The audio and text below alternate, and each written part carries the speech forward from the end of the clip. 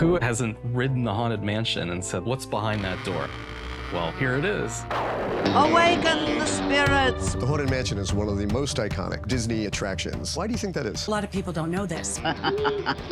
We are here at the Haunted Mansion parlor. We have come across strange things from the earliest days. Let's talk about where it all kind of started. I am one of the very few people left who knew. Join us. Ghosts from all over the world. Mystic Manor, inspired by Haunted Mansion. Mickey's Boo-to-You Halloween Parade. Some of the most iconic Disney sounds. There was the camp that thought it should be scary, the camp that thought it should be funny. It ended up to be both. It's very Disney. Welcome, foolish mortals.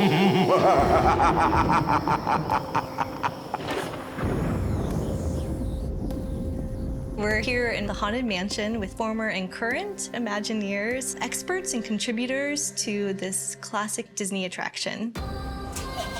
The idea for a haunted house dates back to early concepts for Disneyland. If you look at the evolution of Disneyland from the early designs, even in the famous Herb Ryman sketch done over the weekend, there's a haunted house off of Main Street. Walt always wanted a haunted house. Kindly step all the way in, please.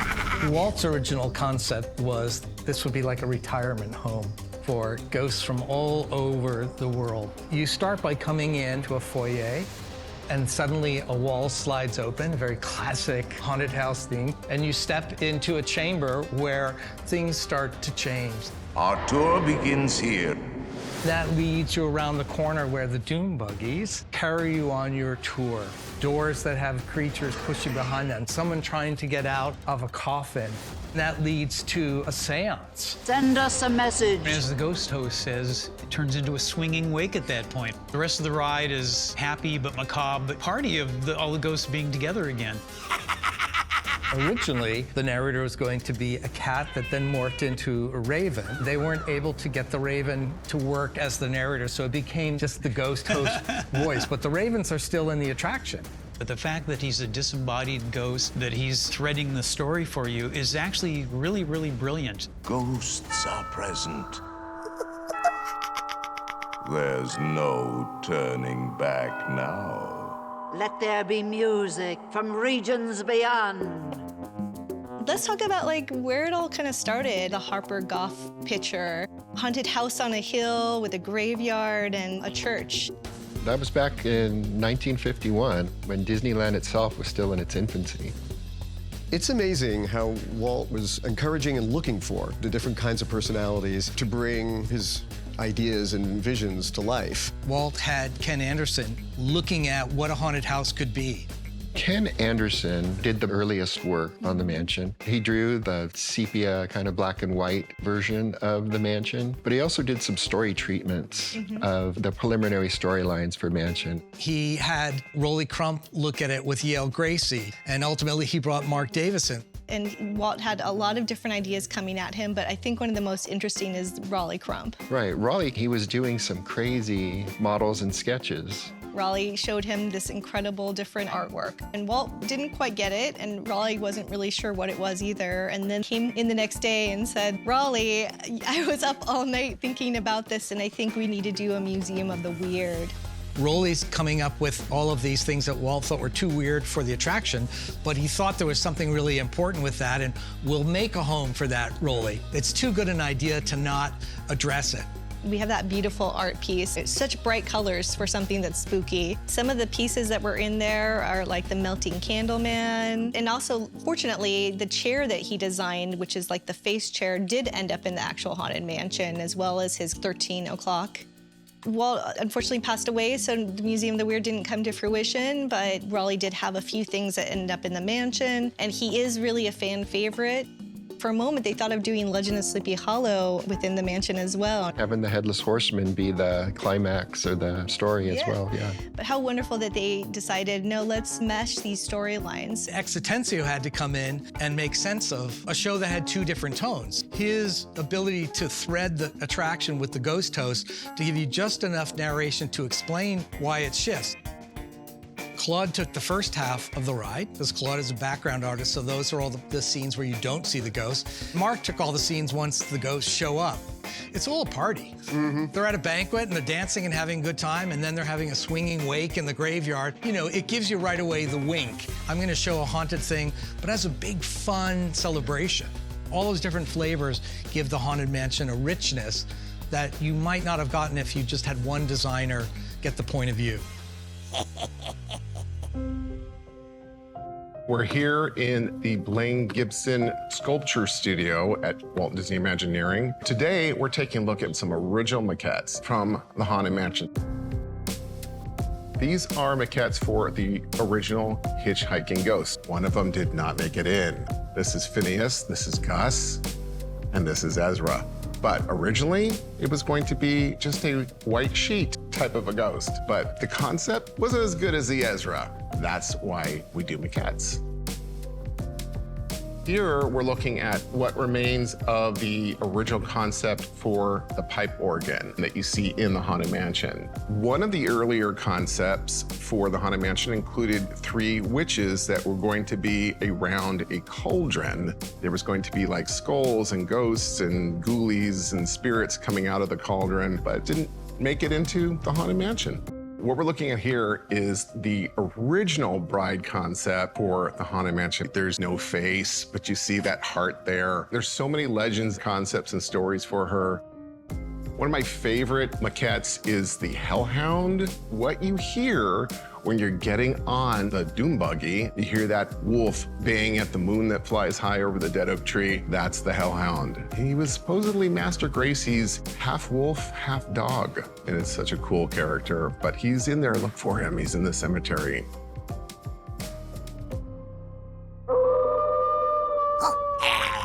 I didn't mean to frighten you prematurely. The real chills come later.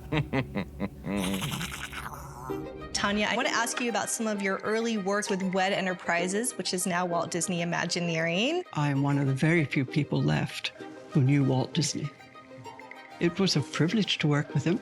My part, of course, was supplying the wallpaper and the draperies and the odd bits of furniture and the lighting and the other things which are the ambience behind all this incredible stuff that gentlemen have designed. The backgrounds also tell the story. They create part of the magic. I couldn't find a spooky wallpaper, and I can remember sitting at my desk, doodling the eyes and then working with the wallpaper company to get it precise. I remember coming into the haunted house, as we called it at that time.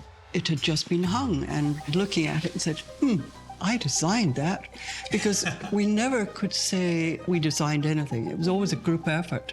To be able to say you actually designed something was very rare. I think today what inspires me is the enthusiasm of the fans that I meet. Everywhere I go, there's purple wallpaper. It's on their clothing. Babies are covered in it, and to have something quite unbeknownst to me happen like that, pretty amazing. I'll see you all a little later. In the portrait gallery at the end of the hallway, there's these busts that as you move, their eyes follow you. Yale Gracie and Raleigh Crump had a vacuum-formed face of Lincoln and did some little tricks with lighting and the projector to kind of make the face look like it morphed a little. Yale happened to look in the mask. He said, hey, Raleigh, look, when you move around, Lincoln's eyes follow you. But they just kind of found it as a happy accident. It made it into the final design of the mansion. For the Haunted Mansion, of course, we needed to have music to set the tone. Buddy Baker had to orchestrate the music in a way that would be spooky as well. So for the band that you see in the graveyard, he actually wrote the music backwards. They played the notes backwards, and then they reversed it so that it would sound the melody, but that's what gives it this very strange sound. And then, of course, X-Rose, very fun, grim, grinning ghosts, you know, talking about the fact that they're coming out to socialize, and ends the ride on this big, happy party note and fun with humor again, as the ghosts will follow you home. When the crypt doors creak and the tombstones quake, spooks and knockers wait and wait. Happy haunts materialize and begin to vocalize. Grim, grinning ghosts come out to socialize.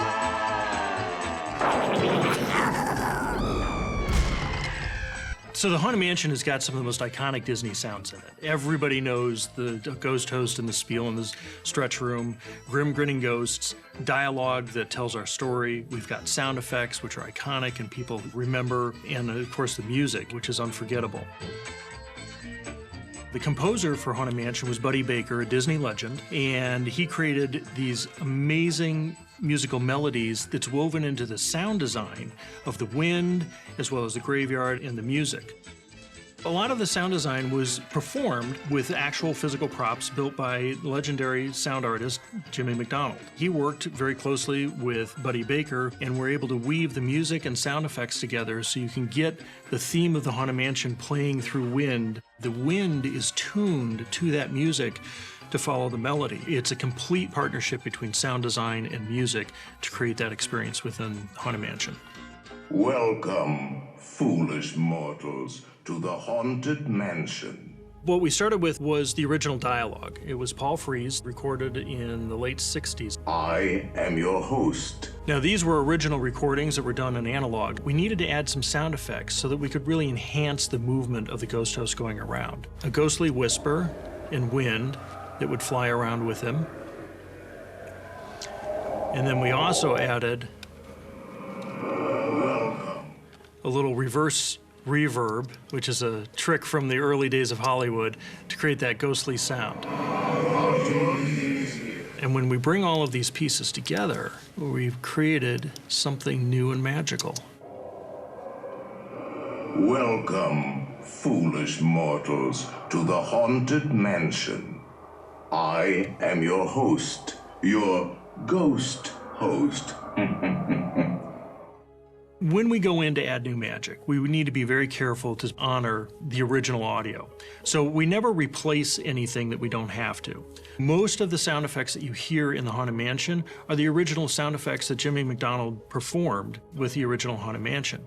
When we added some new magic to the stretch room, the original stretch room was only the ghost host. We realized we needed to add some more sound effects in there so that you could hear the ghost host traveling around the room. So here in our spatial audio workstation, we've got our speakers mapped out. Our object, which is the ghost host, I'm able to actually move around the room as the ghost host is talking.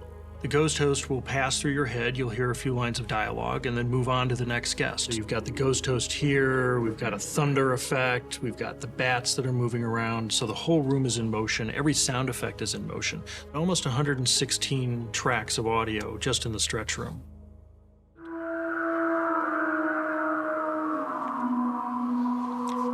And if you listen to the music, of course, we've got this light organ, but listen to the wind behind it. Jimmy McDonald actually pitched the wind to go with the music, creating that really ethereal sound. And then, of course, we added in other effects. We have bats. And then as the stretch room is stretching out, creaking of wood and ropes as the stretch room continues out to create that full immersive experience. And, of course, the scream. And if you hang out at the end of the stretch room, if you're one of the last guests out, you may hear some ghostly voices, the gargoyles, telling you to get out.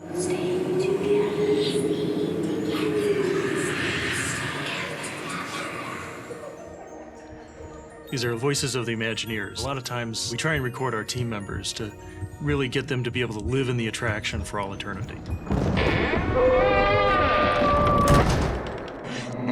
They just get lost. John, there are elements of the Haunted Mansion that are iconic, like the portrait hallway that we are sitting in at the moment. The interesting thing about the changing portraits is they didn't have videotech, but they did have projectors. Projectors with the original portrait and the haunted portrait would go back and forth and change the image. We have come across strange things left over from the earliest days, but we have a whole selection of glass positives that were originally used in the projectors that I was talking about earlier that did not make the final cut for the portraits that are in here. It's roses gradually wilting and losing their leaves. Originally, they must have had a plan of doing this a little differently because there are actually 6 slides that do that progression. And one of the other ones is images from the Dust Bowl, where it's a beautiful farmhouse and trees and a crow sitting on a fence. And as you go through the 6 progressions of the dust storms, the final one, the crow's still sitting on the fence, but now he's a skeleton. Can you see it? Cool. That's amazing. Now, as they say, look alive, and we'll continue our little tour. As iconic as the Haunted Mansion is, we did have to translate it and when we moved to other cultures. The story has to evolve and be shaped to the place that it goes in. In Paris, the idea was that it would be in the Frontierland, in the Westernland part of the park, and we want to communicate visually. So in this park, it made a lot of sense for the house to be on the hill and to be dilapidated, because that instantly reads to an audience, oh, this is a house in disrepair that no one lives in and the ghosts have taken it over. So we needed to shift it there because we placed it in a different land and a different story. I also distinctly remember when we were doing this for Hong Kong, our cultural advisors told us that ghosts are something very different. They're more about ancestors and it's not such a spooky thing. In order to get that same quality, we learned that cursed objects have that same sort of story tone. And of course, then it becomes very playful by introducing a little monkey, to open the music box, to do Mystic Manor. Move to the dead center.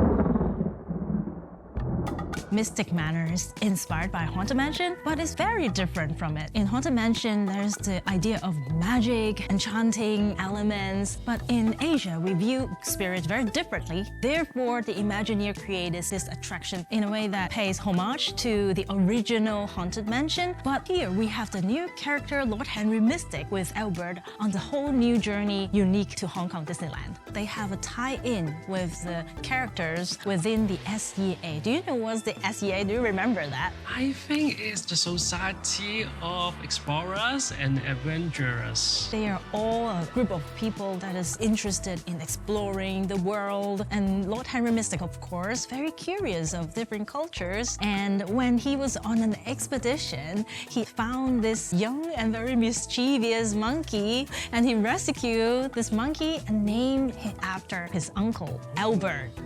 I feel like as the Imagineer based in Hong Kong, I feel very proud that we always have something exclusive and special in Hong Kong.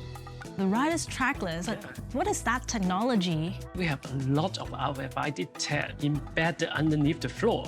And the vehicle can turn, can start, can stop. And also we can give the guest degree view of the associate. That gives the guest the immersive experience. The guest can experience different things even they ride the attraction multiple times. They don't know which room they will be entering, and they don't know where they're heading, and they cannot guess. Yeah, every time they may have a different experience. When they go inside the ride, they see something from different angles. And you know, music is a very important element in this attraction. And music was written by Danny Elfman, and he leads us on a journey and gives us this very mysterious atmosphere here.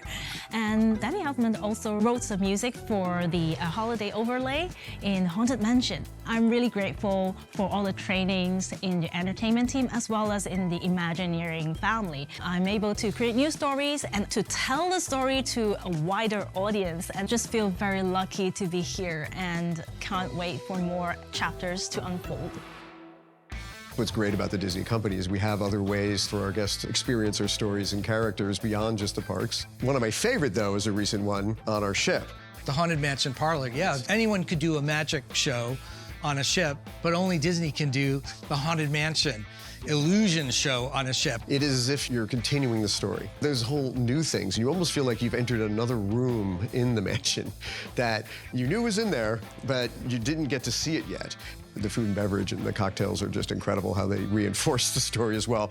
You can taste the Haunted Mansion. You can really join it. And also an opportunity to pay homage to Rolly Crump, and also to bring in some of the stories that didn't make it into the mansion. It's moving forward. We are here at the Haunted Mansion Parlor on the Disney Treasure. How did we bring the legacy of the Haunted Mansion to the high seas? Who hasn't ridden the Haunted Mansion and said, what's behind that door? Well, Here it is. We wanted that burst of nostalgia, that familiarity that you're in the Haunted Mansion. It has to feel couched in that 1960s original mansion. All the effects in here, even if we use modern technology, have to feel like it belongs with the original Haunted Mansion. And even how we have ghosts materialize in our ghost mirror over there feels like Pepper's ghost. I had this idea to film the audio animatronics in the attraction. They look the same, they move the same, very mechanical, very authentic in that way. The ghosts appear exactly as they do in the Haunted Mansion. The change portraits, it's so iconic. We wanted to bring it obviously into the parlor here. We took the silhouettes from the attraction, but we changed it up. Instead of Medusa, we have a siren. Instead of snakes, it's eels. Poseidon, it's the Black Knight in the attraction. When the captain turns into a skeleton form, these gooey boogers fall out of his nose. It's so, the animators are gonna be so mad that I revealed that. I think it only happens once every like 5 shows. The Haunted Mansion parlor, lots of inspiration from Raleigh Crump, who created the Museum of the Weird. We worked in a lot of nods to his original character sketches. We decided to pay homage to him by bringing in this bust over here. It's right next to the fireplace. What if it was like the Burning Candle Man sketch that he did? Museum of the Weird kind of got put on the shelf, but the fact that we were able to work that kind of stuff in here is amazing. As an homage to Raleigh when he passed away, we actually made a sculpture of a mini candle man and put it permanently in the attic scene in the Haunted Mansion in Walt Disney World. We all know that drawing that Raleigh Crump did of this ghost fish aquarium. This is like the perfect place to finally do that, seeing fish swimming around that are skeletons. The way they're sculpted and the way they move around is also very 1960s. There's the captain's hat decayed in there. It alludes to what happened to him. We have a ghost fish tombstone. At the Disneyland and the Disney World version, you have the tombstones in the queue. So we wanted to throw an homage to that. There's discoverable things everywhere. The music box over there, it's a reference to the magical music box from Mystic Manor in Hong Kong Disneyland. The 13-hour mantle clocks, the clock hands line up, it makes a face, another thing looking at you. The duck chair. It kind of resembles Donald Duck. And it's in the attraction, both Disneyland and Walt Disney World. You want to feel what it feels like to be in those spaces. And that 100% fulfills that. This parlor is definitely at a new level in the way we treated a food and beverage space. It's literally an attraction. Because it's Haunted Mansion, right? Like it had the invisible message that you get in your beverage. So Nick took that invisible ink from the beverage and he wrote this message using the drink ink from the bride to the captains. That's some, original WED, original Imagineer stuff. Yeah, right? Let's make it happen. With so many things in here that reference the Museum of the Weird, we got Raleigh Crump's son, Chris, to come through and take a look. Chris, welcome aboard the Disney Treasure. We are here at the Haunted Mansion parlor. That's fantastic. Your dad was iconic. Of course, the Disney legend, Candleman being one of his first drawings. Right. My father's training was in animation. He was always trying to include fun in his artwork. And when I saw this and knew that he's not forgotten, I'm very happy. And I know he would be very happy. One of the funnest things for our current Imagineers to go back and add something to. It's a mark of pride. Part of the magic is I come back for the nostalgia of what I know and love, but I'm also coming saying what's new. And that's a way to have both. You're not losing, you're gaining. Something that's important for us at Imagineering. How do you keep the park fresh? That is the brilliance of Steve Davison and the team. And of course at Imagineering, if you can imagine it, we can do it. That's right. Cut for a minute. Hey, have one more. KU-6105. Alternate recording script. Take 2. Welcome. Assorted laughter of ghosts. 5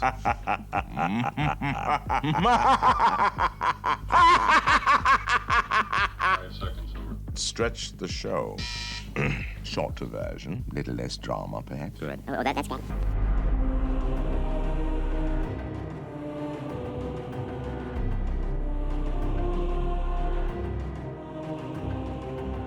Tara, we're out here at Walt Disney World's Magic Kingdom Haunted Mansion. Yeah. I first got the chance to come here with my family in 1980 with my mother, and she was able to actually highlight a lot of the designs. And it was one of the sparks of imagination for me, and it helped me become a lighting designer. What I love so much about what the lighting team has done here is the way that the light interacts with the fog and the atmosphere, how it can make it feel alive. I love that. And so many other Imagineers laid out a great foundation.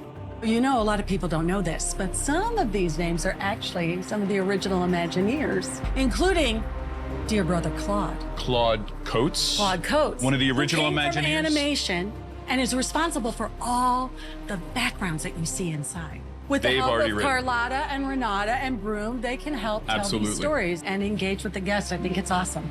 I love that we're able to build upon what they've developed. Well, they gave us good bones. They gave us great bones. Oh, Tara.